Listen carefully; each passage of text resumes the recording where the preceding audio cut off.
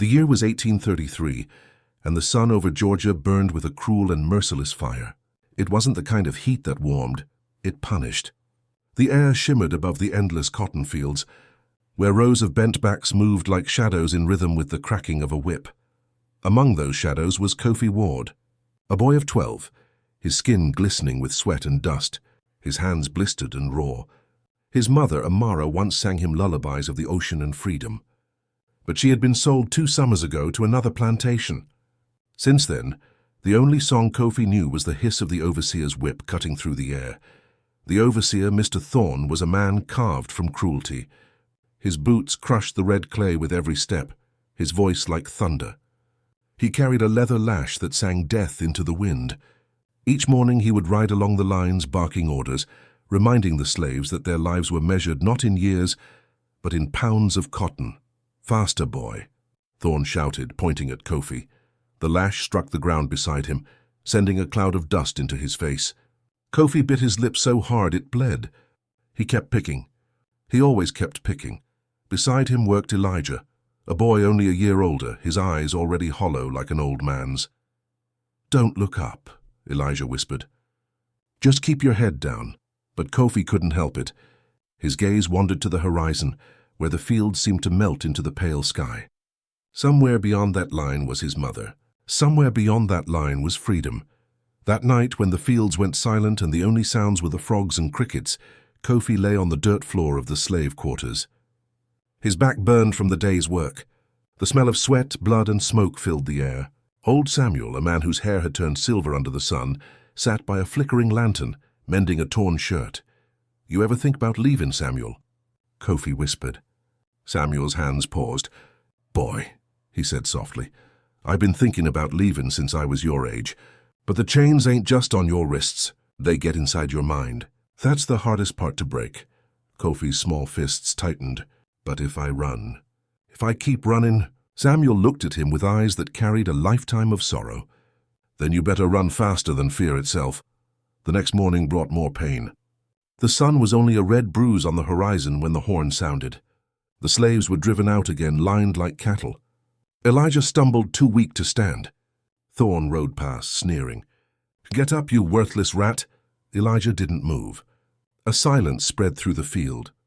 Then came the sound, the whip cracking through the dawn like lightning.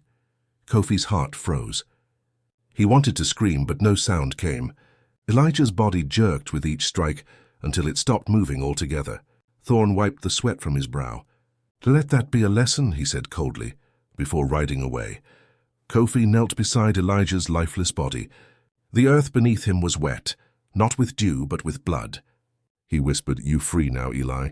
You free." That night the quarters were filled with quiet grief. No one spoke Elijah's name aloud. To speak it was to invite punishment.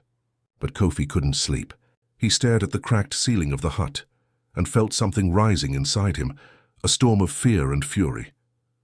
He remembered his mother's last words before they dragged her away. "Never let them own your soul." "Kofi, not your soul." That sentence became a drumbeat in his chest. He rose before dawn, his heart thundering like the hooves of Thorne's horse. The others slept exhausted. Only the moon watched as Kofi crept outside. In the distance he could see the overseer's cabin, the dogs chained beside it. Beyond that, the forest, a black ocean of trees that whispered of danger and freedom both. He knelt in the dirt, clutching a small wooden carving, his only possession. His mother had carved it for him, a bird, wings spread wide. He pressed it to his chest and whispered, "I'm going to find you, Mama, I swear I will." The first step he took felt like falling into darkness, but for the first time in his life, the air he breathed was his own. Behind him, in the fields where Elijah had fallen, the wind carried the faintest echo, the sound of chains rattling, as if something in the earth itself had begun to stir. The forest swallowed him whole. For the first time there were no overseers shouting, no whips cracking, only the rustle of wind through the pine trees and the sound of Kofi's own heartbeat. He ran until his legs trembled. The night smelled of damp earth and fear. Every shadow looked like a man waiting to drag him back. Somewhere behind him the hounds might already be loose. He didn't know where the north was. He only knew a way.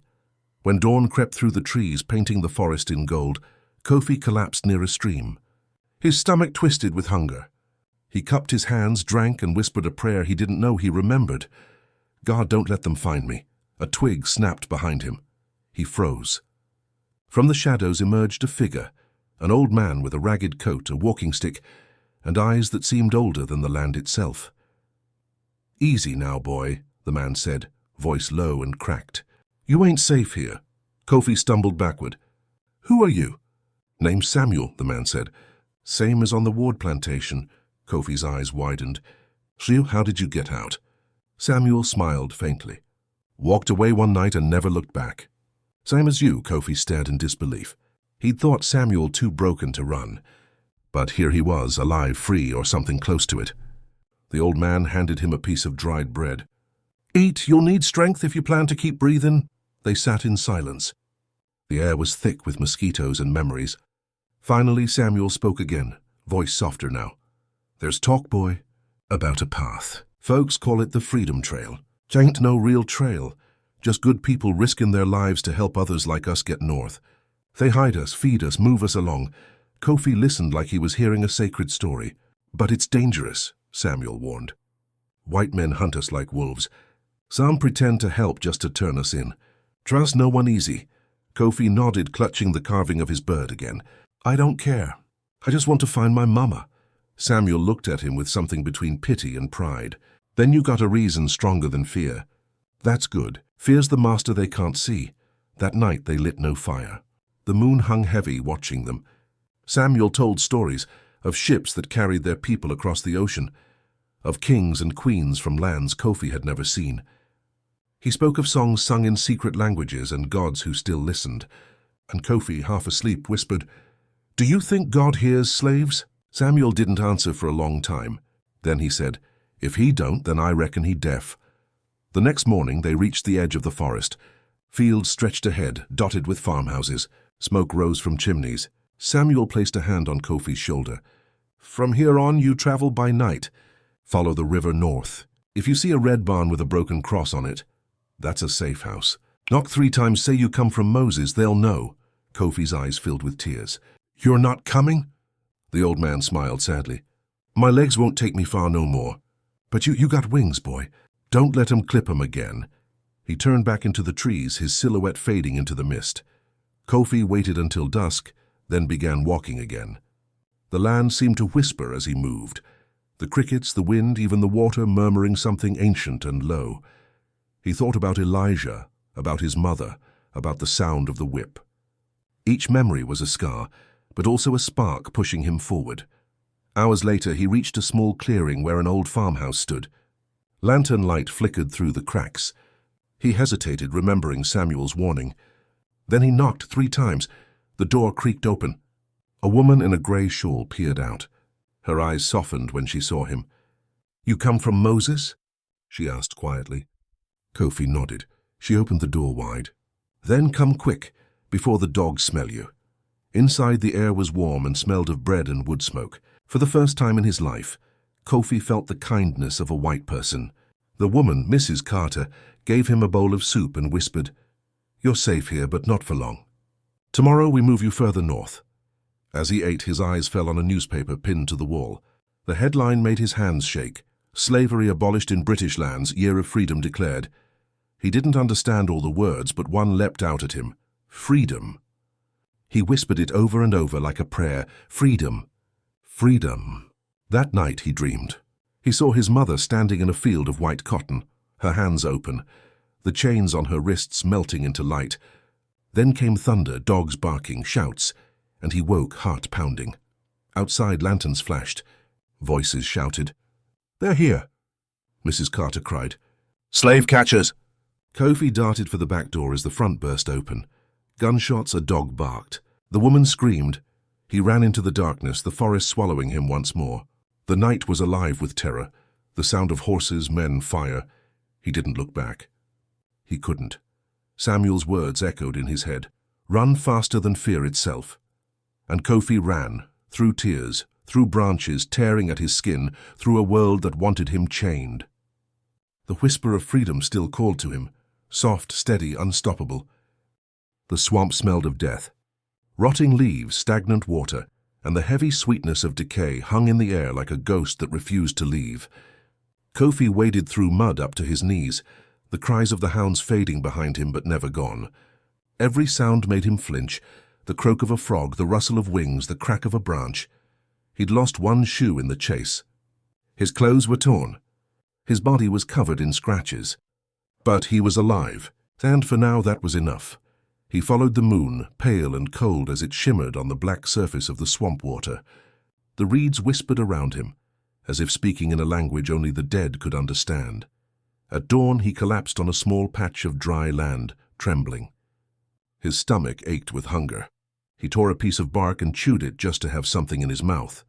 Tears burned his eyes, but he didn't cry. Crying was for safety, and there was no such thing anymore. Somewhere far behind, a dog howled. He pressed his face into the mud and waited. When he awoke, it was night again. A dim orange glow flickered through the trees. Smoke. Fire. He crawled closer, ready to run if it was a trap. Then he saw her. An old woman sat beside a small fire, stirring a pot that smelled faintly of herbs and smoke. Her skin was dark as the night itself, her eyes deep and shining. She didn't look surprised to see him. "You best come out, boy," she said without turning her head. "There ain't no sense hiding from someone who already seen you." Kofi stepped out from the shadows. "Please, I don't mean no harm." She studied him quietly. "You running?" "Yes, ma'am," she nodded. "I know that look. Had it once myself." She handed him a bowl of stew. It was thin but warm, and Kofi devoured it as if it were a feast. "What's your name, child?" "Kofi Ward." The woman smiled softly. "Kofi, that mean born on a Friday. My mama told me that long time ago. You got good blood, boy." Kofi looked at her hands, scarred, strong but gentle.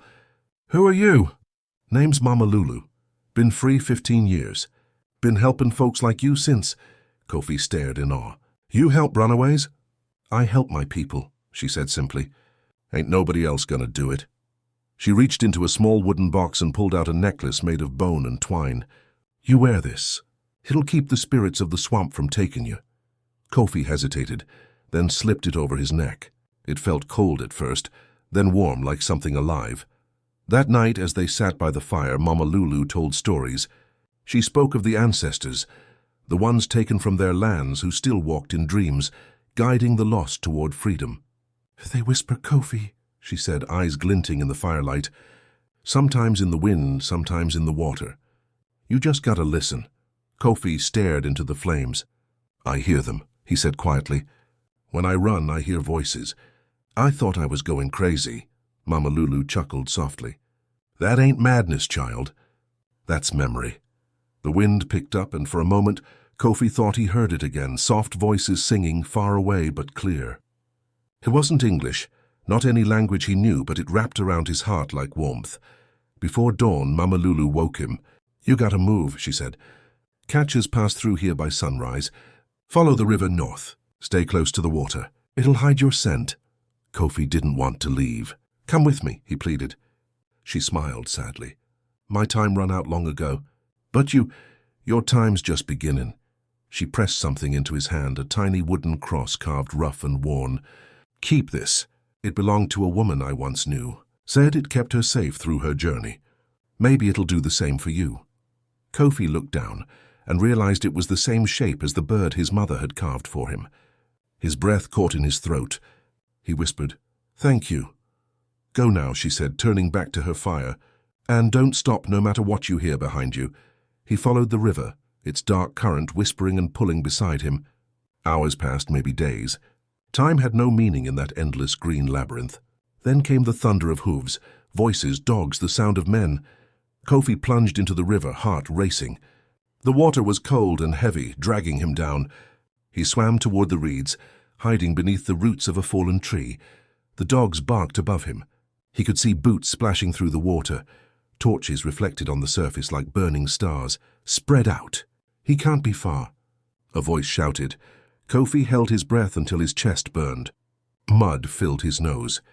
His hands shook. Then one of the dogs leapt into the water, snarling, searching. He closed his eyes and prayed silently, the same words over and over. "Please, Lord, please," the dog whined, then turned back. A man cursed.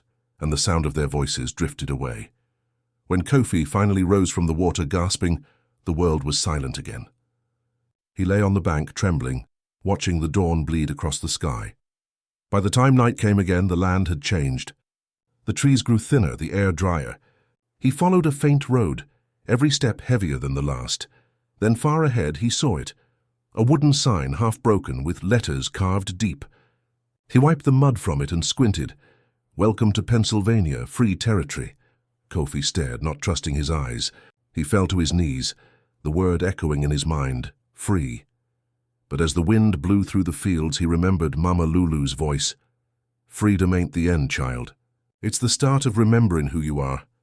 He clutched the wooden bird, the cross, and whispered, "Mama, I'm coming." Above him the stars shimmered like spirits watching from another world. And in the distance, the river carried the whispers of all those who'd never made it this far, their songs of pain and courage flowing forever north. The first morning of freedom didn't feel like freedom at all. Kofi woke beneath an open sky, the air colder, the ground softer, the silence strange. For the first time there was no sound of the overseer's horn, no dogs, no shouting, only birds and wind. His body ached, but the pain was clean. He sat up slowly, watching the sunrise wash the land in gold. His hands were still scarred, his feet blistered, but they were his. For the first time his hands belonged to him. He walked until the sun climbed high. A dirt road led him to a small settlement, wooden cabins, smoke rising from chimneys, the laughter of children echoing faintly. He stopped at the edge, afraid to take another step. A man chopping wood noticed him first, tall, dark-skinned, with a grey beard and steady eyes. "You lost, son?" he asked kindly. Kofi shook his head. "No, sir, just tired." The man studied him for a moment, then nodded. "You come a long way, I can see that. You're safe here. Name's Josiah Freeman." "Freeman?" Kofi repeated softly, tasting the word like it was something sacred. Josiah smiled. "That's what we all are here, son. Freeman, free woman, all the same. Come on, get you something to eat." The village was small but alive.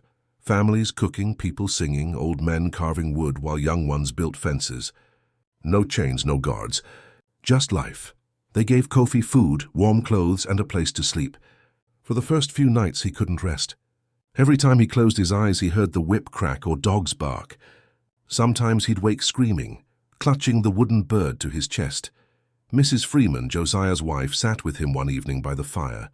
"You've seen things no child should see," she said gently. "But you're here now. That means God's not done with you yet." Kofi nodded silently. He stared into the fire and whispered, "Do you think my mama's still alive?"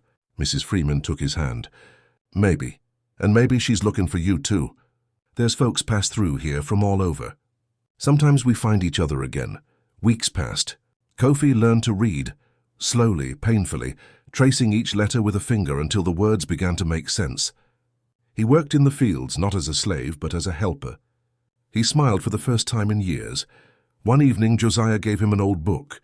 The cover was torn, the pages yellowed. "It's a Bible," Josiah said. "Kept it since before I got free. You read this, you'll find strength in it." Kofi opened it carefully. Inside the first page, written in faded ink, was a name. AMARA Ward. His breath caught. His hands shook. That's my mama's name," he whispered. Josiah looked stunned. "Boy, you say your name's Ward?" "Yes, sir." "Kofi Ward." Josiah's eyes softened. "Then maybe it's true what they say. God's paths cross where they meant to." He explained that the Bible had been given to him years ago by a woman who passed through on her way north. "Said she was looking for her boy," Josiah said quietly. "Said his name was Kofi." Kofi felt the world spin around him. Tears spilled down his cheeks. "She was here?"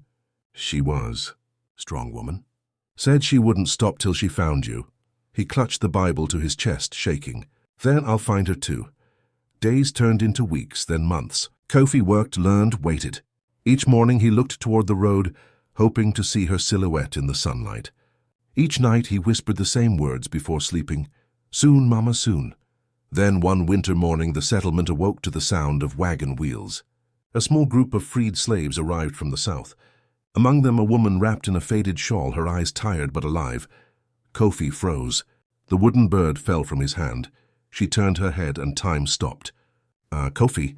He ran to her, tears streaming, heart bursting. "Mama!" They fell into each other's arms, trembling, laughing, crying all at once. Years of pain dissolved in that one embrace. She held his face in her hands, her fingers tracing the scars. "I told you," she whispered, voice shaking. "Never let them own your soul." "I didn't," he said through tears. "You gave me wings." That night they sat by the fire side by side. AMARA sang softly, the same song she used to sing when he was small. The room glowed with peace. Kofi looked at the flames, at his mother, at the stars through the window, and realized something. Freedom wasn't just the absence of chains. It was the return of everything they tried to take: love, memory, faith. He reached into his pocket and placed the wooden bird beside the Bible. Two symbols. Two lives reunited. The fire crackled. Outside the snow fell gently, silent, pure and free. Epilogue: years later, Kofi would grow into a man, teaching others to read, to dream, to believe in something greater than pain. And every time he looked at the sunrise, he remembered Elijah, Samuel, Mama Lulu, all the voices that carried him north. He would whisper a single prayer for them all. May their chains rest deep beneath the earth, and may their spirits fly where no master ever walks. And somewhere, far away, in the whisper of the wind through the fields, it sounded as if the earth itself was breathing, its last breath of slavery.